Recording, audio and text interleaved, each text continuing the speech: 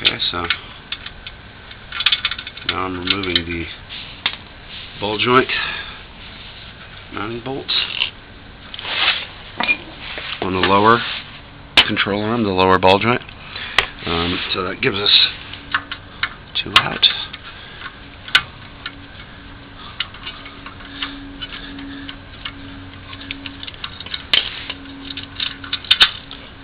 Not that bad. Again, I understand. I got the West Coast on my side as far as a lot less rust, etc. So I feel for you guys having so much trouble getting some of this stuff off, soaking them for days and such. Okay, so each one of these has a flat washer, not a lock, and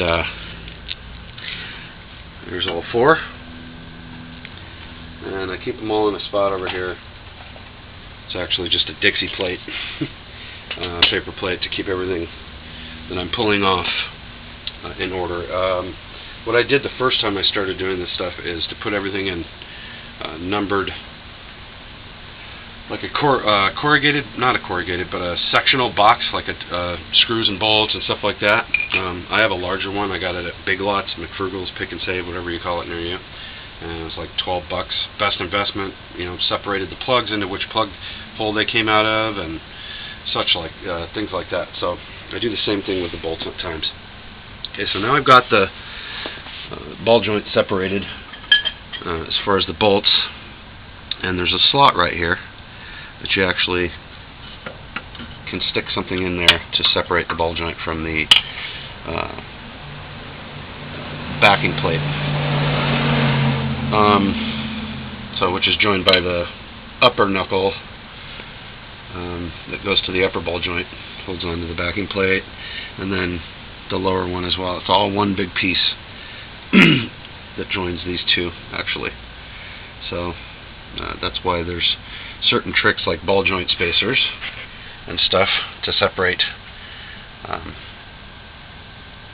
the arms a little further from each other.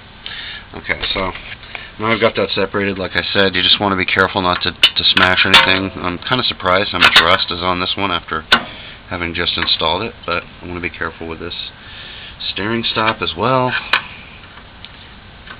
I'm trying to go on the actual bolt there. Okay.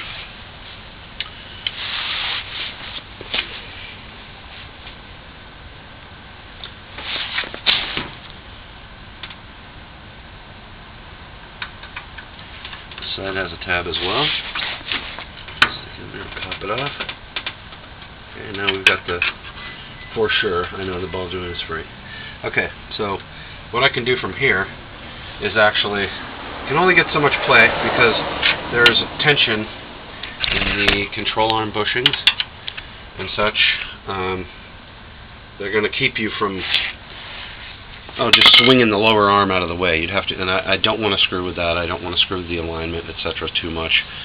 So basically what you can do is, once you get all this stuff separated a little bit and you're ready to get the CV out, you can actually put a little right here and push down on this.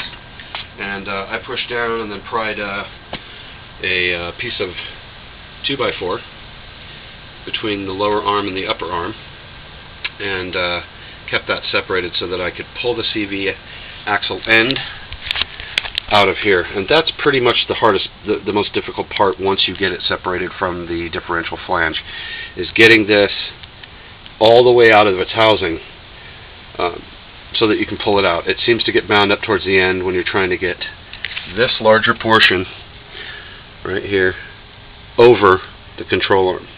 So that's what gets in the way. And you know, what are you going to do? Cut giant chunks of the control arm out? No. So